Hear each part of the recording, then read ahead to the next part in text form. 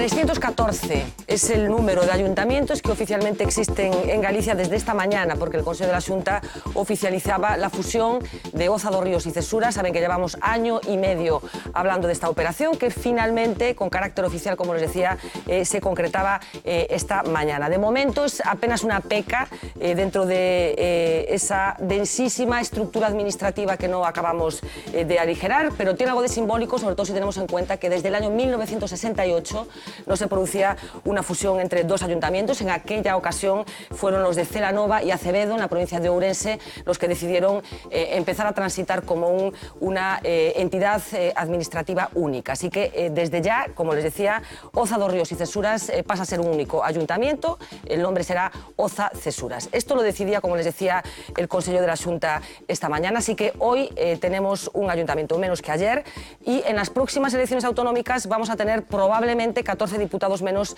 en el Parlamento gallego. Es la propuesta, como saben, del Partido Popular, que hoy trató de pactar con los grupos de la oposición en una reunión a la que el Bloque Nacionalista Galego no asistió, porque, como saben, la oposición lo que cree es que el Partido Popular lo único que pretende es facilitar las victorias de la formación conservadora a partir de ahora. Así que hoy vamos a hablar, entre otras muchas cosas, de este asunto, y lo vamos a hacer con Carlos Príncipe. Muy buenas noches. Buenas noches. Roberto Blanco Valdés, muy buenas noches. Muy buenas noches. Carlos Aimedich, muy buena noite. Hola, buena noite. Iván Puentes, muy buena noite. Buena noite. Y Manuel Fernández Blanco, muy buenas noches. Buenas noches. Bueno, vamos a ver primero la crónica de Viviana Villaverde, que estuvo siguiendo esa reunión, que, como les decía, hoy tenía lugar a instancias del Partido Popular, una reunión que ya les digo que concluyó sin acuerdo, así que si nadie lo remedia, parece que esa decisión de aligerar el número de representantes que tenemos los gallegos se va a tomar con el voto en exclusiva del Partido Popular. El primero en llegar fue el partido convocante. Minutos después lo hacía el PSOE y al cabo de un instante la única formación que no había confirmado su asistencia, AGE. Solo faltó el Bloque, que ya anunció que no acudiría al encuentro porque rechaza la propuesta de los populares. El PP convocó esta reunión informal para intentar convencer a la oposición sobre la reforma de la ley electoral y su aspecto más delicado, la reducción de diputados de 75 a 61. Una propuesta que causó el rechazo frontal de socialistas y de Alternativa Galega de Esquerda. Dixemos que nós non estábamos dispostos a participar nesta reforma, a contribuir a ser comparsas dun proceso que considerábamos prefixado. O obxectivo fundamental non ten que ser reducir o Parlamento, sino abrilo. A vía fundamental ten que ser darlle unha utilidade a esta Cámara que sirva non só para controlar o poder, sino para axudar a solucionar os problemas dos cidadáns. PSDG e AGE consideran que la reducción de diputados resta democracia al Parlamento y que dificulta el acceso a la Cámara de los grupos políticos minoritarios. El PP lo niega. Ninguna extrapolación da aplicación da reducción de diputados que propoñemos alteraría nin a representación dos grupos, nin as maiorías. El PP mostró su disposición a reducir el número de diputados por provincias para demostrar que no busca ventajismo político. AGE y PSOE ya han anunciado que presentarán cada uno una propuesta de reforma de la ley electoral, aunque no han adelantado ni cuándo ni en qué términos.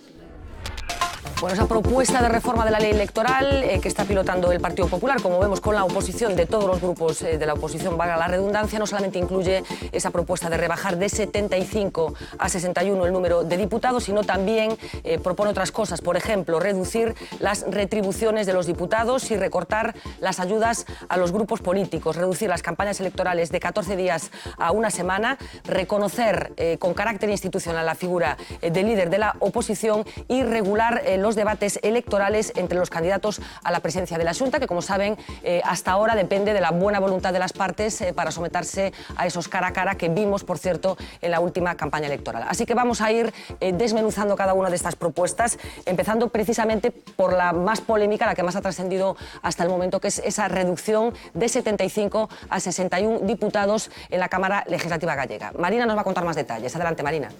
Pues Fernanda, para empezar, vamos hasta el Estatuto de Galicia Galicia. Lo vamos a abrir y vamos hasta el artículo número 11. Es allí donde se establece entre 60 y 80 el número de diputados del Parlamento gallego. Actualmente hay 75 distribuidos de la siguiente forma: 41 para el PP, el PSOE tiene 18, AG 9 y el BNG suma 7 diputados. En el caso de que se redujera a 61, el arco parlamentario quedaría de la siguiente forma: 33 para el Partido Popular, 14 para el PSOE y AG y BNG perderían un diputado, quedándose con 8 y 6 respectivamente. Esto si hablamos de la distribución de escaños, pero este recorte tiene otras consecuencias, por ejemplo, económicas. Así que prepararos, que vamos a echar cuentas. Cada diputado cobra de media 5.000 euros. Si multiplicamos esa cifra por 12, llegamos a su sueldo anual, que son 60.000 euros. Ahora hay que multiplicar esta cifra por 14 diputados, que son los que quedarían fuera del arco electoral. Así concluimos que el Parlamento de Galicia se ahorraría en sueldos al año 840.000 euros. Lo vamos a multiplicar por 4, que son los años de una legislatura, y dejamos así a estos 3.360.000 euros apartados. Porque a esto hay que sumar otro concepto. Además del sueldo, el Parlamento designa a cada grupo electoral un promedio de 32.000 euros por diputado. Así las cosas, con menos 14 escaños se ahorraría 448.000 euros. Calculando la cifra de las 4 legislaturas, estamos hablando de 1.792.000 euros menos que se tendría que gastar el Parlamento gallego. Así que ahora solo queda sumar los dos conceptos, el de sueldo y el de asignaciones, y llegamos a la cifra final: 5.152.000 euros de ahorro, una cifra que según el Partido Popular, Fernanda, podría ascender a los 6 millones de euros. Bueno, pues esto por lo que compete a la reducción de diputados, que no sé si, Roberto, tú estás conforme con la propuesta que tiene encima de la mesa el Partido Popular. Vamos a ver, yo creo que no compensa. O sea, 6 millones de euros, para entendernos, son 1.000 millones de las antiguas pesetas. Es dinero, es dinero. En una comunidad autónoma que tiene un presupuesto de 9.000 millones, yo creo, en estos momentos, ¿no?, de euros, bueno, pues probablemente es una cantidad de dinero pequeña, muy pequeña, y yo creo que no compensa, o sea, que el ahorro no compensa romper el consenso parlamentario sobre la norma que fija la regla de juego, ¿no? Las leyes electorales nunca se deben de aprobar por mayoría de un solo grupo. Es verdad que en todos los, en España, tanto en el Parlamento Nacional, en las Cortes Generales, como en los Parlamentos Autonómicos, las leyes electorales se pueden aprobar por mayoría absoluta. En las Cortes Generales con ley orgánica, que es por mayoría absoluta, y en los Parlamentos Autonómicos hay incluso en algunos en donde ni siquiera se exige mayoría cualificada, pero en todo caso mayoría absoluta, y consecuentemente es cierto que la mayoría absoluta puede aprobar la ley.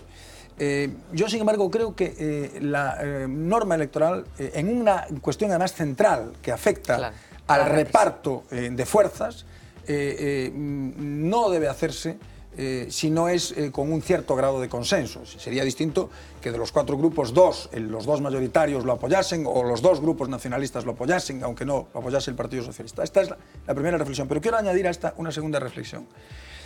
Con sistemas proporcionales, el señor Pedro Puy, de cuya palabra no dudo, porque esto es persona a la que tengo en alta estima personal, es decir, que es compañero, colega desde hace muchos años y buen amigo, ¿no?, dice que con las distintas simulaciones que han hecho no varía el resultado en términos de reparto proporcional, y es probable que sea así, ¿no?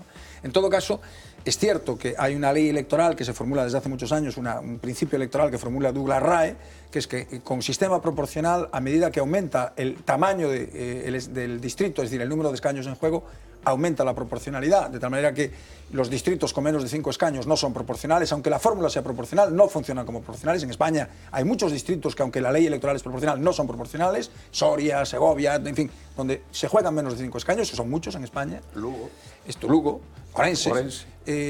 Entre 5 y 10 la proporcionalidad es una proporcionalidad media, y a partir de 10 y sobre todo de 15 la proporcionalidad es alta. Por tanto, es verdad que en el Parlamento de Galicia la proporcionalidad era muy alta, corregida por el hecho de que Lugo y Orense tenían una sobrerepresentación respecto a los distritos de La Coruña y de Pontevedra. Pero es cierto que la proporcionalidad era alta.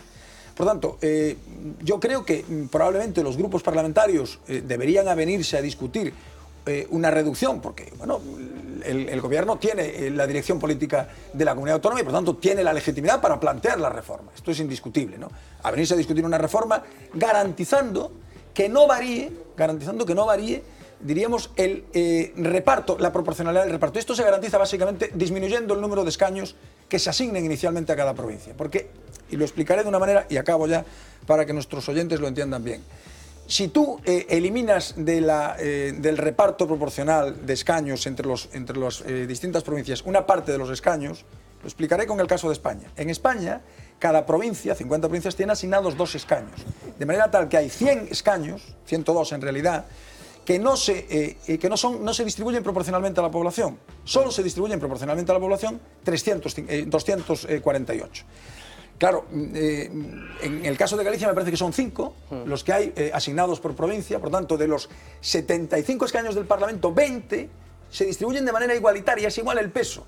Hombre, si tú disminuyes ese número, y parece que el PP está dispuesto a disminuir ese número, puedes mantener el sistema en proporción, puedes mantener la proporcionalidad. Dicho esto, repito el principio de partida, yo creo que el ahorro, que es importante, sin duda, no compensa romper el consenso parlamentario en un tema de tanta importancia. Es decir, yo creo que si tú no eres capaz de llevar al consenso a otra fuerza política, como mínimo a otra fuerza política, yo tengo serias dudas de que compense el ahorro. Es decir, son 1.000 millones de pesetas, que es dinero, efectivamente, 6 millones de euros es dinero. Bueno, Carlos. No, yo estoy absolutamente en otra onda. Yo creo que vivimos posiblemente la crisis más importante de representación política desde que hay democracia en España a partir de los años 70. Y yo creo que volver a las viejas fórmulas de las listas provinciales manejadas por los aparatos de partido es una barbaridad.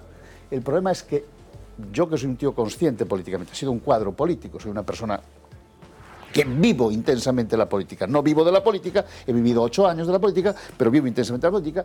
Yo no me siento representado por los que están sentados allí. Y he ido a votar porque creo que es mi obligación cívica. Entonces, yo quiero ser como los franceses, como los ingleses, como los americanos, que en mi distrito, nuestra voz, la voz de los electores, se puede imponer a la voz del aparato. En Francia, Madame Royal, que era la líder una de las líderes del Partido Socialista, acaba de perder unas elecciones para la Asamblea de los Diputados hace un año, frente a un candidato outsider del Partido Socialista. Pero esto pasa en muchos sitios, porque si no hay autonomía del elegido, si el elegido en vez de responder ante el elector, responde ante el aparato de la UPG, del PSOE, de Izquierda Unida, del PC, al final somos todos. Es decir, ese núcleo de 10, 12, 14 personas que dirigen, está una democracia secuestrada. Entonces yo estoy dispuesto a ahorrar todo lo que quieran. ¿Por qué no meten la limitación de mandatos? Pero vamos a ver, Carlos, ¿estás proponiendo distritos uninominales?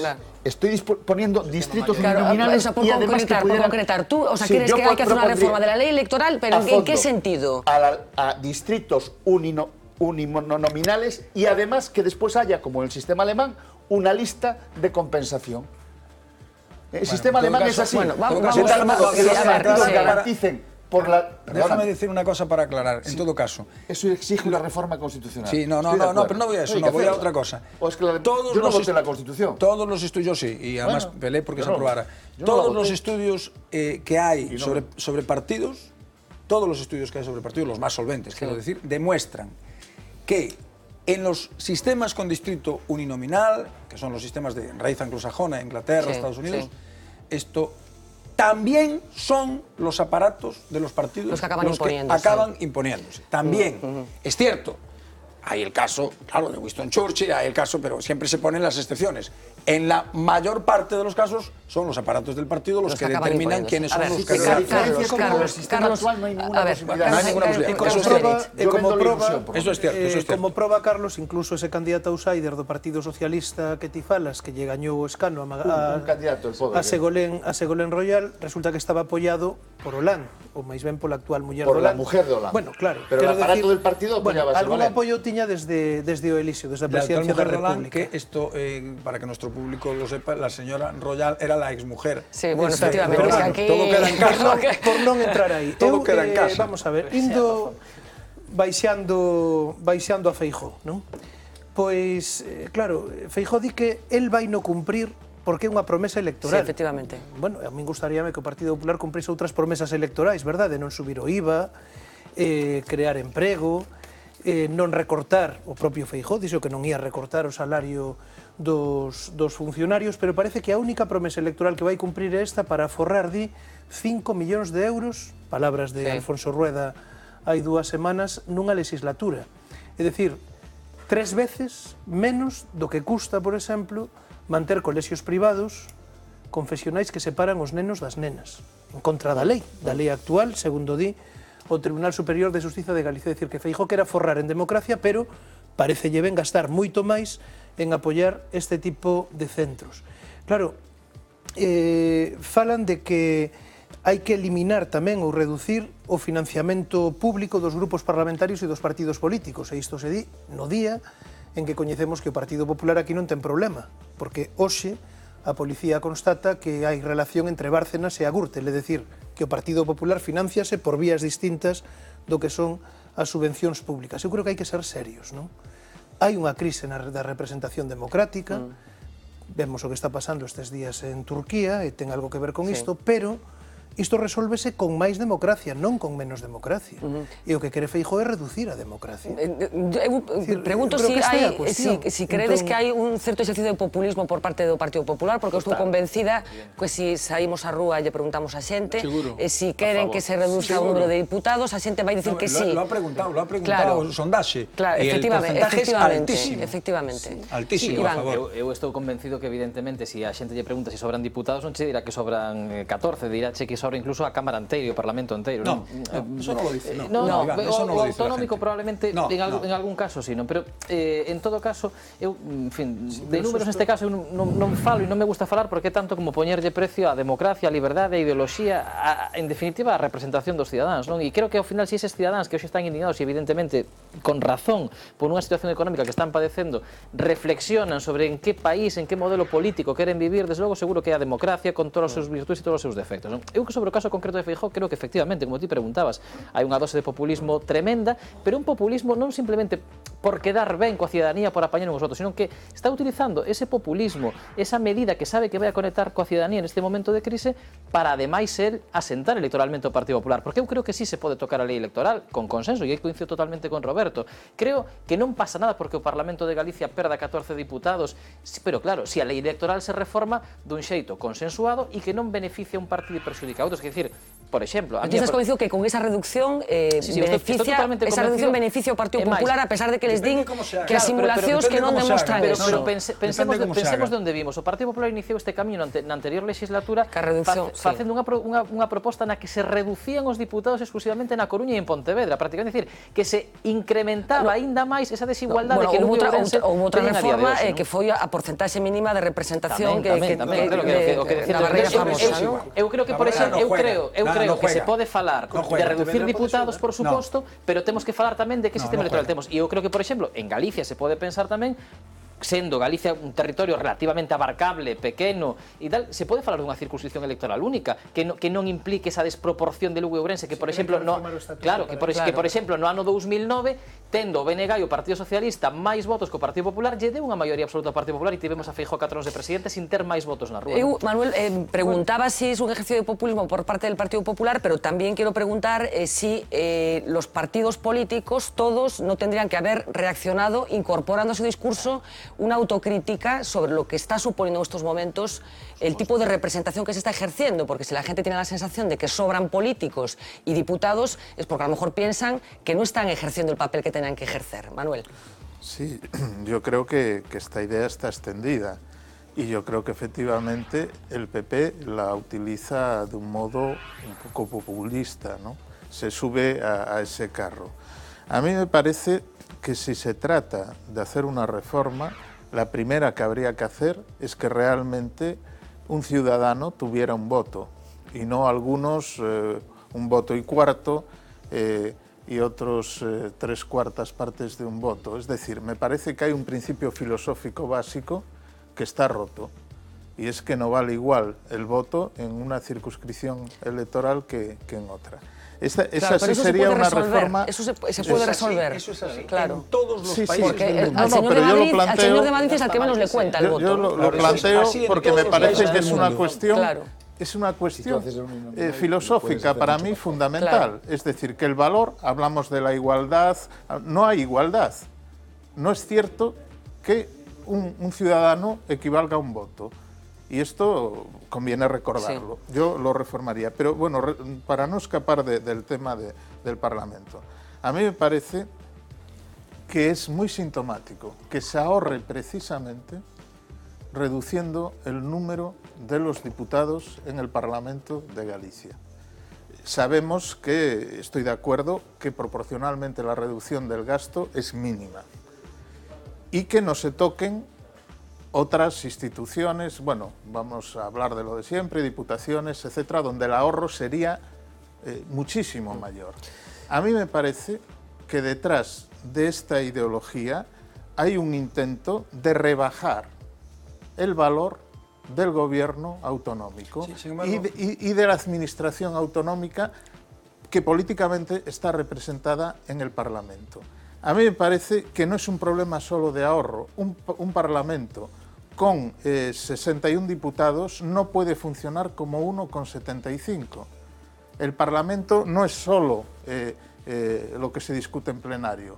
¿Pero en qué sería distinto un Parlamento de 60? A la hora o sea, ¿por qué crees que sería? Hablo de funcionamiento, ya no de representatividad. Pues, por ejemplo, probablemente no se podrían cubrir como ahora todas las comisiones, no se podría realizar el mismo trabajo excluyendo el del Pleno, etcétera. Sería degradar, rebajar el funcionamiento político de la Cámara de Representación fundamental. Y a mí me parece que el criterio de populismo hay que unir otro criterio, que es un criterio tecnocrático.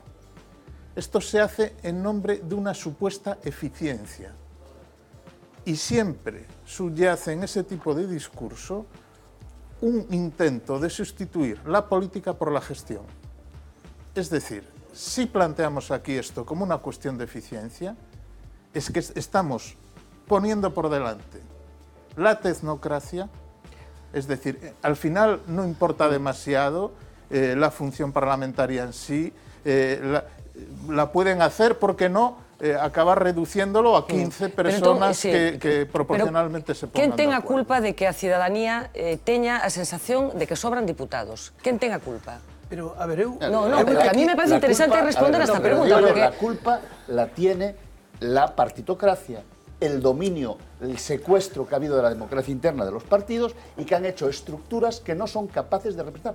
No es bueno que en una ciudad como Vigo el 80% de los concejales de uno y otro grupo no sean conocidos por la gente. Pero a ver, eu creo que pasa... Yo por eso discuto la mayor. O cambiamos el sistema o este sistema está agotado. Por eso digo, yo quiero ir a circunscripciones de personas, donde la gente sepa que se presenta allí, con la sigla del PSOE, con la sigla que quieran, me da igual, Carlos. Pero que tenga que ir casa por casa, y si mientras no hagamos eso, la gente lo verá como los paracaidistas que caen. Y lo digo con una cierta autoridad, de los que están aquí en esta mesa, soy el único, y de los pocos en España, que en una lista abierta al Senado, yendo de tercero le di la vuelta. Con lo cual tengo algún mérito, ¿no? O sea, que yo debo esa batalla. Pero a ver, que me interesa moito que vayamos a raíz do asunto, de por qué a ciudadanía está convencida de que sobran diputados. Respetar la disciplina de voto, por ejemplo, en la ley de planta judicial, defendiendo las audiencias en Vigo. Sí, pero vamos a ver, creo que hai un debuxo de Castelao destes de cousas, non? Que aparece un can escuálido, e lle di un home o dono do can, e dice, por que non lle das de comer? E di, pero o que fai? E por que non o matas? Pero o que come? Entón, eu creo que a ver, no tema dos parlamentos, dos deputados, pois pasa algo similar. Carlos veo desde un punto de vista, non? Que o punto de vista das persoas, esa representación directa, eu creo que o que pasa é outra cousa. A xente percibe, sobre todo, bueno, pois antes estivo un goberno do PSOE, agora hai un goberno do PP, Zapatero, Rajoy, pero as políticas son as mesmas e decídense nun lugar que non é o Parlamento. Entón, claro, a xente ten a sensación de que non vale para nada. De que é inútil, de que non vale para nada. Que creo que hai que facer? Bueno, pois eu creo que hai que recuperar o verdadeiro sentido da política. E hai que recuperar o verdadeiro sentido do que chamamos o principio democrático. O Parlamento é a representación do pobo, é a representación da soberanía, no caso galego, ademais como nacionalista penso que tamén. Pero xa aparte diso, é que aí é onde se teñen que tomar as decisións, non teñen que vir as decisións feitas nin desde Bruselas, nin desde unha empresa canadiense que quere facer unha mina en Corcoesto, nin desde ningún outro lugar. Esa é a cuestión. Entón a xente se percibe que sí, pode haber moito debate, pero que é esgrima dialéctica, porque as decisións xa están tomadas e se toman noutro lugar, claro que ten esa sensación de inutilidade. 34 Roberto Carlos, por favor, no votaron en la Asamblea de acuerdo laboral. Roberto. Bueno, vamos a ver. la primera cuestión. Cuando el CIS pregunta en España a los electores, en una postelectoral, ¿no? A los votantes que digan el nombre del número 1 del partido al que han votado, no el nombre del número 7 o el nombre del partido al que no han votado, el nombre del número 1, el 90 y tantos % no lo saben, salvo en Madrid. Esto se puede interpretar de dos maneras, que los de Madrid son más listos, que es una posibilidad, claro, o se puede interpretar de otra. En Madrid se presentan los candidatos a la presidencia del gobierno. Es decir, la gente no sabe... ¿El 90 y tantos %? El 90 y tantos % no sabe cómo se llama el nombre. El número 1 de la lista por Ourense, la gente no sabe quién es. Tú votas al Partido Socialista en Ourense y no sabes quién encabeza la lista. Y votas al Partido Popular en La Coruña y no sabes quién encabeza la lista. En porcentajes del 90 y tantos %. Bien, por tanto, primera reflexión que es importante. Aquí se votan listas de partido. Se votan listas de partido. Y la prueba de que se votan listas de partido es el Senado. Es que aquí ya hay lista abierta. El Senado se elige... Y se hace el juego de los apellidos para que... Y en el Senado, salvo algún caso como el tuyo, en que no quería, el aparato no querías que salieras tú y saliste tú... Y la última vez gané en Vigo, ¿eh? Eso voy.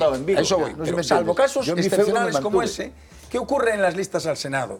Que nadie hace eso que los franceses llaman panachás. Es decir, nadie hace una lista con candidatos de los... Todo el mundo vota a los 3 del partido. Es más, como hay pérdidas, si tú quieres que salga uno que se llama Vázquez, tienes que poner uno que se llama Zaratustra y otro que se llama Zaragoza. Pero eso puede ser un síntoma de falta de cultura electoral por parte del electorado. Eso tiene que ver con algo que es muy importante, que yo, si me lo permites contar, lo cuento en un minuto en una anécdota. Estábamos en La Estrada hace muchos años, el pueblo donde yo soy. No sabíamos que eras de Astrada. Estábamos allí y estábamos en el juzgado esperando que llegaran las últimas actas de uno de los municipios. La Estrada es un municipio muy grande y tiene colegios electorales muy lejanos, y venían de Rivela, creo que era. Y llegó un individuo y dijo, se veía que el resultado no le gustaba, echó las actas y demás, me dijo, bueno, carajo, votaron todos para Felipe González. Bien. El individuo no decía ninguna tontería. Nadie había votado a Felipe González porque Felipe González no se presenta por la provincia de Pontevedra. Claro. Pero él sabía lo que estaba diciendo. Lo que estaba diciendo es que la gente vota a listas de partido porque la gente lo que quiere cuando vota a un parlamento es quién va a configurar el gobierno. Es decir, cuando la gente vota al PP, vota a Núñez Feijóo. Cuando la gente vota al Bloque, o vota a AGE, vota a Beiras, y cuando la gente... Es así como funciona. Dejémonos de historias. Distritos uninominales. Bueno, los distritos uninominales funcionan con sistema mayoritario, salvo en alguna fórmula rara, en fin. Y esto es de los sistemas más injustos del mundo, porque permiten la posibilidad, eso ocurre también en alguna ocasión con sistema proporcional, si es muy desproporcional, como es el caso de España, pero permiten que con menos votos se ganen las elecciones. Tú puedes ganar con menos votos. En Inglaterra, no sé si la Cámara es capaz de ponerlo, hay distritos electorales que tienen esta forma. Sí. A ver. El decoupage, que llaman. Sí que lo... Alguien puede decir, bueno, ¿por qué un distrito electoral tiene esta forma extraña? Buscan el voto sociológico. Bueno, porque el que diseña el distrito electoral... Es el ministro del Interior. El que diseña el distrito electoral, lo está viendo nuestro público, va poniendo a los del Partido Conservador y los va agrupando todos en el distrito. Claro. Es lo que se llamaba hacer gerrymander, ¿no? Entonces los va metiendo todos. Y los que votan conservador, que te aseguran ganar el escaño en ese distrito, los distritos son el mapa de distritos en Inglaterra es una locura. En los distritos obreros, en los distritos donde votaban los trabajadores, por cada, me invento las cifras porque es igual, por cada 150.000 había un diputado, pero en los distritos, del sur de propietarios, por cada 10.000 había un diputado. Entonces, pero eso se puede corregir. O sea que las trampas, pero al final... ¿Qué quiero decir? Lo importante es definir un sistema por sus resultados. Entonces, para que el sistema sea proporcional en Galicia, lo más importante no es en estos momentos que tenga 75 diputados o tenga 61, porque claro, por el criterio de que sean muchos, hombre, el Congreso de los Diputados, la proporción de población de Galicia con España no es la proporción de 75 a 350. El Congreso tendría que tener 1.200 escaños. Lo fundamental para garantizar, y entonces el escándalo sería mayúsculo, si tuviera 1.200 escaños... Visualicé ahora mismo un Congreso con 1.200 diputados, todos tomando gin tonic de gratis en el Congreso. No, lo fundamental es reducir el tamaño reducir el número de escaños que no se reparten proporcionalmente. Y ahí es donde yo creo, debería haber, si la oposición quiere negociar, si no quiere negociar, no hay que hacer, un margen de maniobra. Bueno, dejadme que avancemos un poco porque, como les decía, esta propuesta de reforma de la ley electoral incluye esta medida, la de rebajar de 75 a 61 el número de diputados, pero hay más propuestas que tienen que ver, por ejemplo, con las campañas electorales. Reducir la duración de esas campañas, en estos momentos está en torno a 2 semanas, más o menos, y se propone que pasen a 1 semana. Campaña electoral en la que se deja un auténtico dineral cada partido. Pocas semanas son tan intensas como las 2 que preceden a unas elecciones. Intensas en actividad, pero sobre todo en gasto. En la última campaña electoral gallega, la de noviembre del 2012, las 4 formaciones que ahora están en el Parlamento se gastaron más de 4.300.000 euros. La campaña más cara fue la del PP. Sus 41 escaños le costaron 1,5 millones. 293.000 euros se fueron en los envíos de propaganda electoral. La cartelería se llevó otros 222.000 euros y la publicidad en medios supuso unos 252.000. Pero además hay que montar mítines, viajar por toda Galicia, mantener las sedes de campaña, gastos ordinarios que suman otros 733.000 euros. El PSDG invirtió algo menos, 1.300.000 euros que solo le reportaron 18 parlamentarios. Eso a pesar de los 367.000 euros gastados en enviar a cada gallego en edad de votar su papeleta y su propaganda, y los más de 400.000 invertidos en vallas y publicidad. Un poco más austera fue la campaña que brindó 7 escaños al BNG, 820.000 euros, de los que más de la mitad se fueron en propaganda electoral. A publicitarse en medios, los nacionalistas dedicaron solo 80.000. Una cifra que aún así está a años luz de los escasísimos 1.052 euros que AGE, la coalición formada por Esquerda Unida y Anova, dedicó a anuncios en prensa y radio. Otros 25.000 euros para cartelería, 367.000 en propaganda y 301.000 en gastos variados completan una campaña que costó poco menos de 700.000 euros y logró 9 diputados. Pero si están pensando en cómo han podido los partidos hacer frente a tantos gastos, quédense tranquilos, pagarán apenas el 22%. La ley electoral permite subvencionar la mayor parte de los costes electorales, así que de los más de 4 millones iniciales, las 4 formaciones gallegas pagarán menos de 1. Eso sí, el Tribunal de Cuentas ya les ha avisado de que los bocadillos y los refrescos no son subvencionables. Bueno, este vídeo ya les digo que es absolutamente mentira, porque este es el dinero que oficialmente se gastan los partidos, que por cuánto hay que multiplicar. Lo mismo.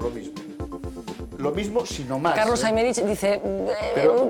pienso que no. Virgen y puro, yo ya estoy al otro lado del río Eo. Yo ya estoy en Asturias. Estarás al otro lado do río. Digo, es imposible que los chicos de AGE hayan gastado solamente en publicidad 1.050 euros.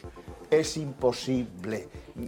Yo todas las vallas pues ahora ya que te veo dispuesto a desabrocharte el cinturón y a contar todas las verdades desde el punto de vista metafórico, ¿qué porcentaje de lo que se gastan los partidos en campañas electorales tiene un origen dudoso?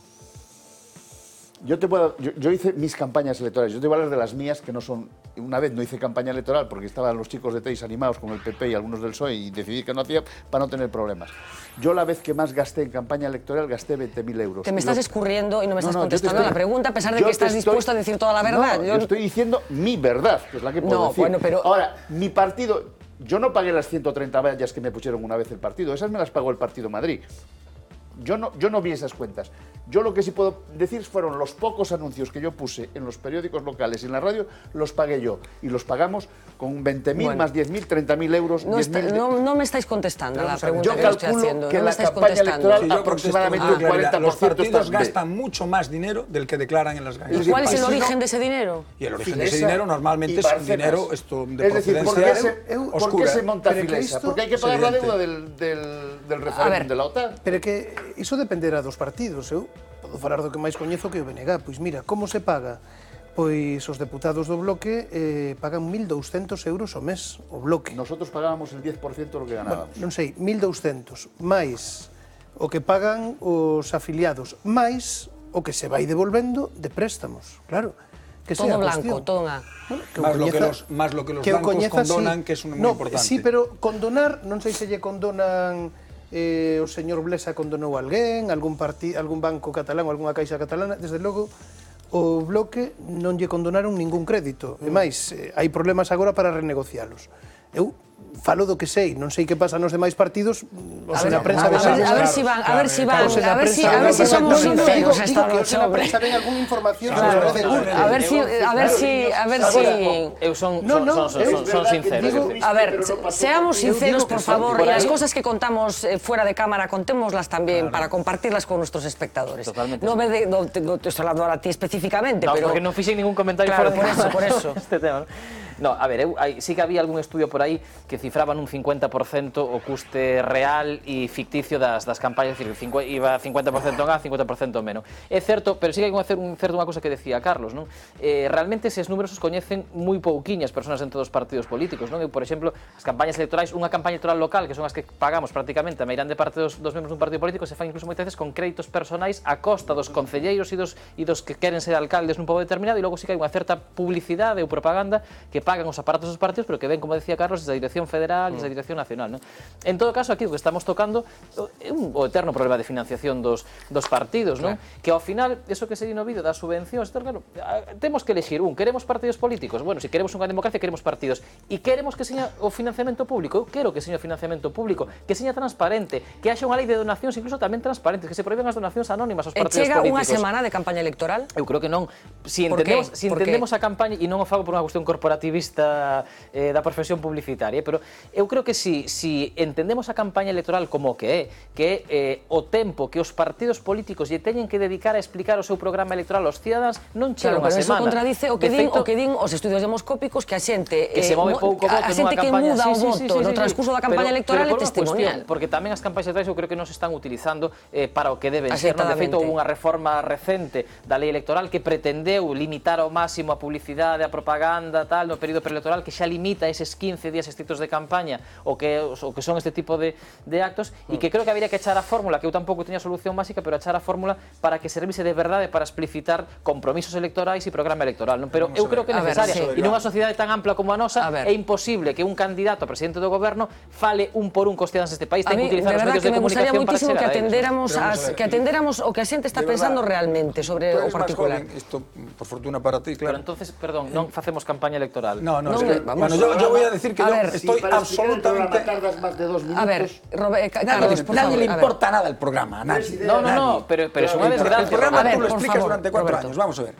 Yo estoy absolutamente de acuerdo. De las medidas que proponen, creo que esta es la más sensata y la más razonable, que es reducir la campaña electoral. Yo creo... Con matiz, Roberto, que logo che farei. Sí. Que campaña electoral que se limite o que se queira, pero claro, a campaña electoral tamén é o único período de tempo no que está regrada a presenza dos candidatos nos medios públicos. Ollo con iso. A eso voy. Es decir, yo creo que hay que... Que aí onde quere ir Feijóo. Claro, no. Yo a eso voy. Yo creo que hay que limitar el periodo de campaña y hay que prohibir efectivamente que se haga campaña en pre-campaña, porque es que es mentira lo de la campaña electoral. La campaña electoral no dura 15 días, dura 4 meses. O 4 años, incluso. Dura 4 años, es decir, la campaña en sentido dura 4 meses, es decir, aunque todo esto de quien hace la ley hace la trampa, en realidad la prohibición de hacer publicidad durante la campaña, durante la precampaña, se ha transformado en la publicidad, en la prohibición de pedir el voto. Pero se hace. Pero xa non, coa reforma da lei se ten limitado xa moito, porque están prohibidas as, aínda que non pidan o voto, vallas, carteles, anuncios en prensa.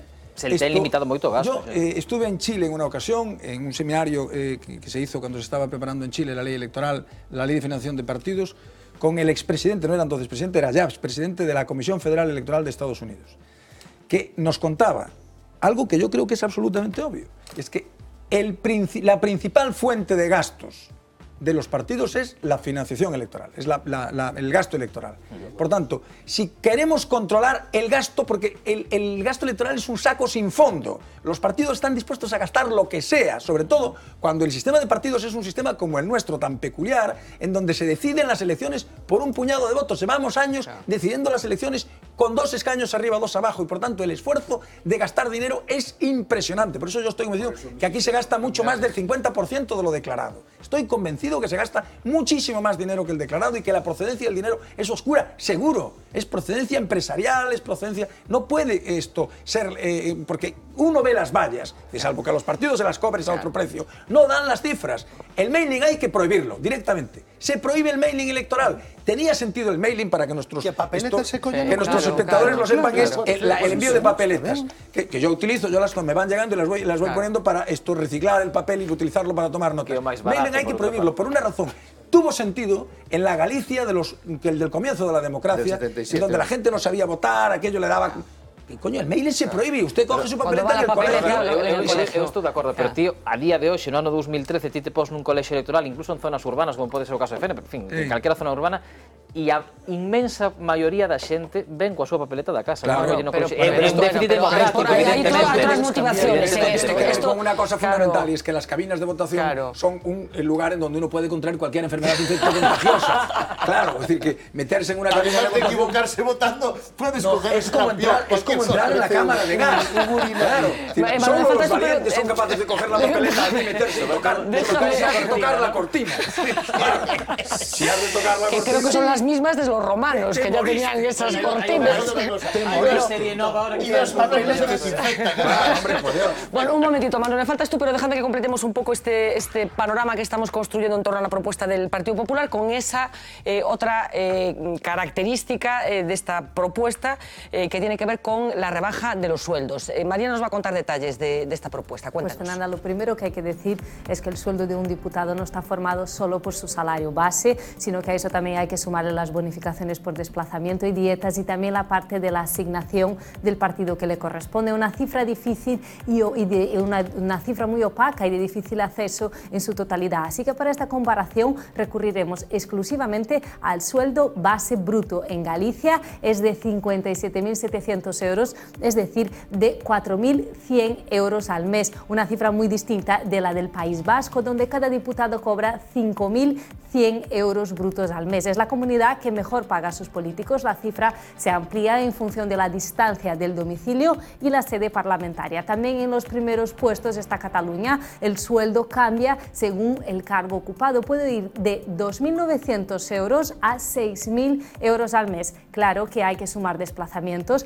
Por ejemplo, Oriol Pujol ha cobrado 20.000 euros solo en desplazamientos del año pasado, pese a que reside en Barcelona. Andalucía es de las comunidades que peor paga. Los diputados tienen un sueldo base de 3.100 euros. La cifra similar a, por ejemplo, la de Madrid. Allí el salario base bruto es de 3.500, pero mientras en Andalucía los pluses oscilan entre 200 y 400 euros, en Madrid pueden llegar a incrementar la nómina en 2.000 euros. Valencia también está a la cola, su sueldo base es de 2.350 euros, aunque por ejemplo el plus del presidente es de 56.000 al año y los que viven a más de 100 kilómetros de su local de trabajo cobran 7.000 euros más. Así que, como veis, una cifra difícil de calcular, pese a que se habla tanto, Fernanda, de transparencia. Bueno, estamos hablando de los sueldos de los diputados, que efectivamente hay ciertas complicaciones para saber realmente, porque entran otros conceptos como las dietas, etcétera, etcétera.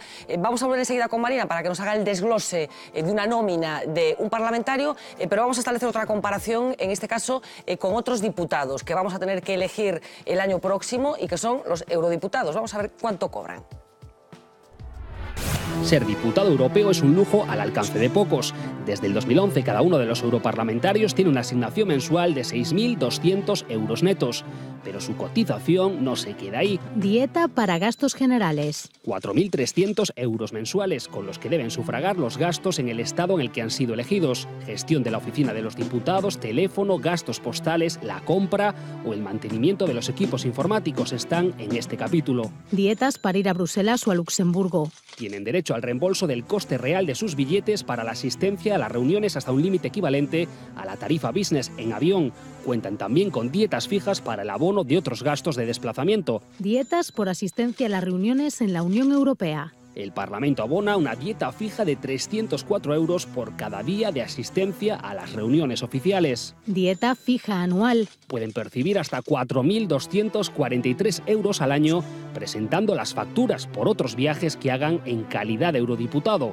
Por ejemplo, dar conferencias en un país distinto al suyo. Dietas por viajes fuera de la Unión Europea. Por las reuniones fuera de la Comunidad Europea, los diputados perciben 152 euros diarios, más gastos de alojamiento y desayuno. Asistentes. A todo esto hay que sumar que disponen de un máximo anual de 19.709 euros por diputado para asistencia, ya que los europarlamentarios pueden seleccionar a su propio personal. Si se suman todos los conceptos, un eurodiputado puede rondar los 15.000 euros al mes. Esto en lo que tiene que ver con el Parlamento Europeo, pero volvemos a que Marina nos haga ese desglose, como les decía, de la nómina de un parlamentario medio. Cuéntanos, Marina, ¿cómo se reparte ese ingreso mensual? Pues cada diputado, Fernanda, cobra como mínimo 1.943 euros brutos al mes. Es en concepto de sueldo, así que se le aplica su correspondiente retención del IRPF. Pero a estos casi 2.000 euros hay que sumarle la llamada ayuda de coste, es decir, una asignación fija de 2.587 euros al mes. Está pensada para destinarse al alojamiento en Santiago de sus señorías o a otros gastos de manutención. Exactamente por eso esta ayuda de coste no tiene ningún tipo de retención fiscal. Lo curioso es que, pese a que es para la movilidad, la reciben todos los diputados, vivan o no cerca de la sede del Parlamento. Básicamente es parte de su sueldo, pero una parte que no tributa. A estos dos conceptos le sumamos otro complemento fijo, que es el de gastos de representación, que es de un total de 280 euros al mes. Así que echamos cuentas y llegamos a la cifra final. Un diputado aquí en Galicia,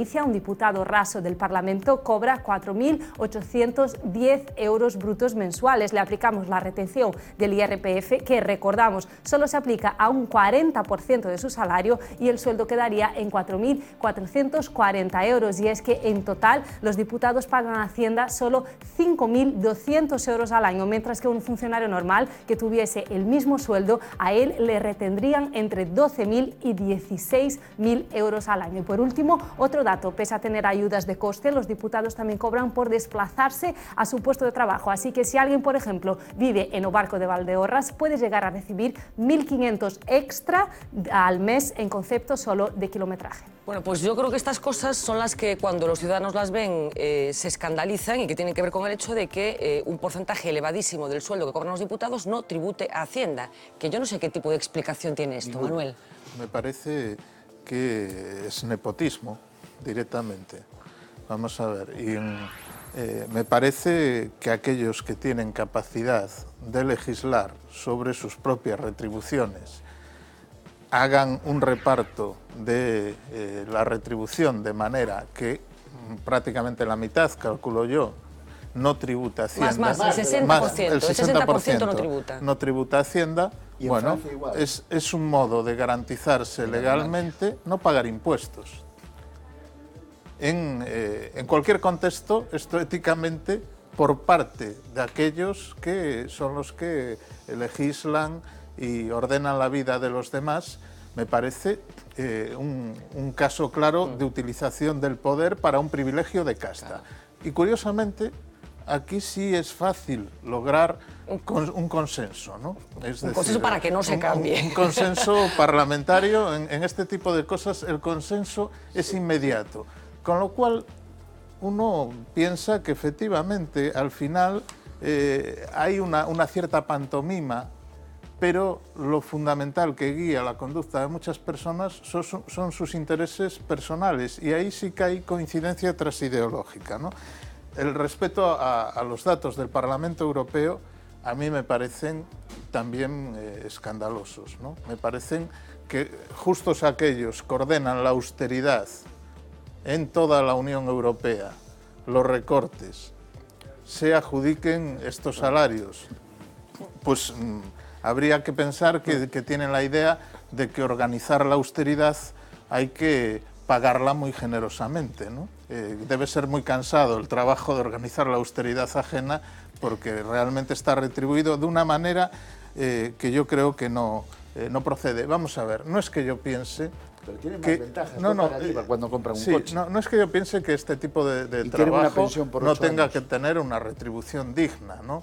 Al menos equivalente a la de un funcionario de un nivel elevado, ¿no?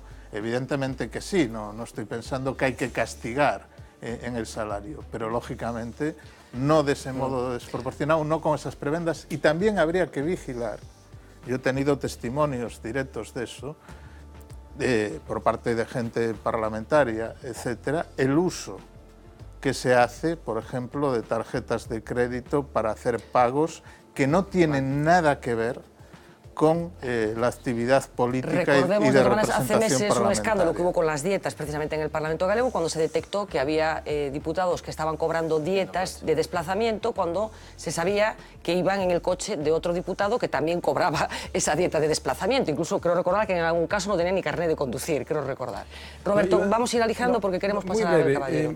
Vamos a ver, yo creo que el salario no es excesivo, me parece que el salario es yo no reduciría el salario, salvo por la vía de hacerlo tributar por el total de lo que se cobra. Hay una cosa que es importante que nuestros espectadores tengan en cuenta, es que no es lo mismo tributar, o sea, supongamos que es 50-50, es 40-60, pero supongamos que es 50-50 porque es más fácil hacer la cuenta.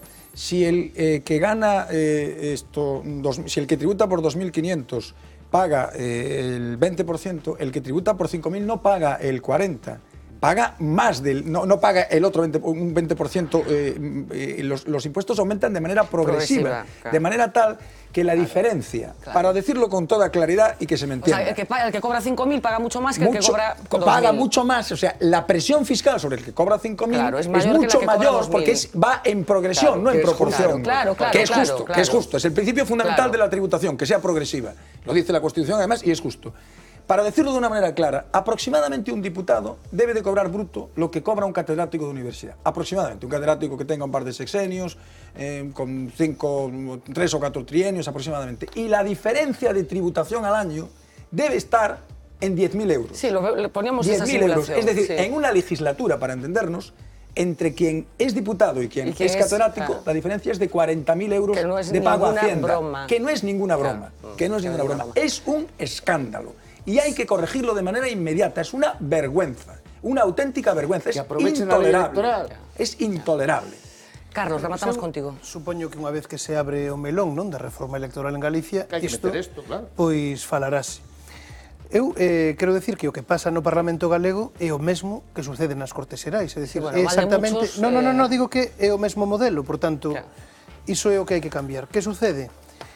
Hai un modelo que era o modelo anterior, que tamén era perverso, non? El de las comisiones, horribles. Claro, que o modelo que había no Parlamento Galego era que se cobraba unha dieta por ir a unha comisión.